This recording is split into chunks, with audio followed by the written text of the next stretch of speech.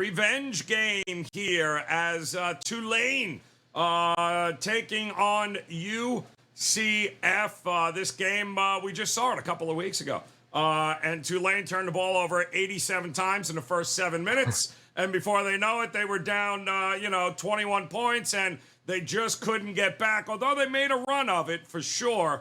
-3.5, -4. Now total is 57. 4 o'clock Eastern time tip, and Tulane gets to host it because, well, they after that UCF loss, they handled business, Trig. So who are you giving the edge in this rematch to, UCF or Tulane? I'll go real quick here, Joe, because this is probably the least of an opinion I have on the 4. But I had to think the edge is with UCF based on the number. Because, listen, I love this Tulane team.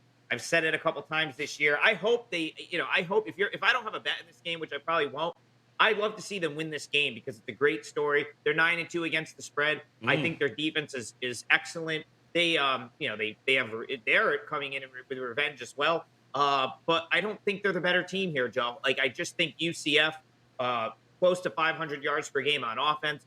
Plumlee's ability to run and pass. I just think that spread's a little much. I think that the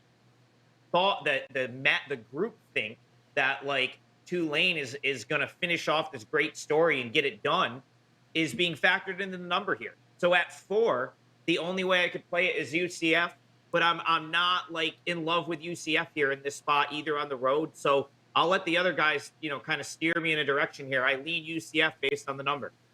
Yeah, it was quite the game. As a matter of fact, we were on the show. I think I had Tulane in that game, and I know you know that, Tony Mejia. We had the conversation about it. There were some questions about whether Plumlee would be playing, and everything that I saw in that game just leads me to believe there is no way there's an under in this in the cards here. What do you think about the rematch here? All right, well, I'm Switzerland here because I'm Swiss, so you know who I'm rooting for. I know. But as far as information for you, Jeremiah Jean-Baptiste, the heart of that defensive linebacker, did not play in that game. Neither did safety Devad Wilson. Both are back. And that didn't really help a ton against South Florida last week. No. But I think that they'll be locked into this game. And then there's the John Rhys Plumlee hamstring injury, which basically cost him against, didn't play the late in the second half against the Bulls. And it was Mikey Keene to the rescue again, and he got the job done. But now I think, let's revisit what Plumlee did in that game against the Green Wave. He ran for 176 yards and 2 touchdowns. And so that was something that Tulane's defense, which is great against the pass, really wasn't adjusted for. So if it is against a passing quarterback in Mikey Keene, that definitely is an advantage for Tulane. UCF will have a healthy contingent of fans there, but advantage Green Wave in being at home for this one. Thanks to Navy for them. So yeah, this is a game I will be picking my legs up and watching, but have no action on either game because it could go over, could go under, and I hope UCF wins outright.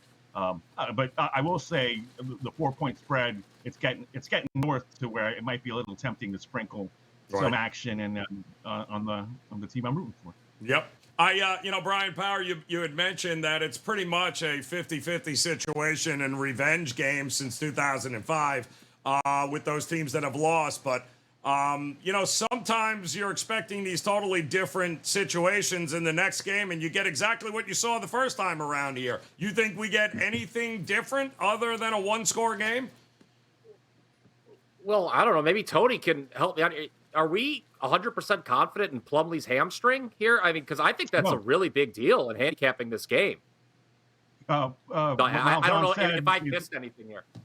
No, Malzahn said sometime this week that he is going to try to play, and they're working on it. But it doesn't sound promising. And if you saw the injury, I mean, I've had hamstring injuries for basketball. I had one recently. You pull up and you can't go, and it hurts. And for a dynamic athlete like that, I mean, that's really going to hinder him. And he's not the passer. So as a matter of fact, we legs, have video, Robert, don't we, of that hamstring? Oh no! No. Don't do that to me. I'm filling in today. I bring all that up because here's the thing.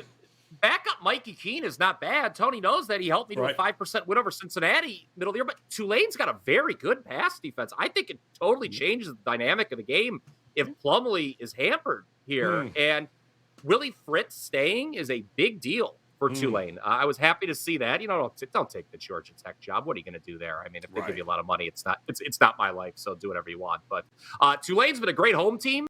They've been a great team against the spread. This year, obviously, they're one of the top teams against the spread.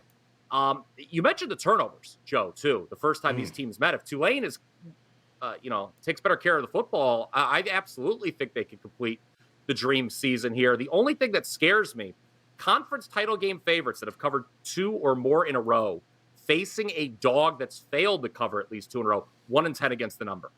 So that trend does not favor Tulane there.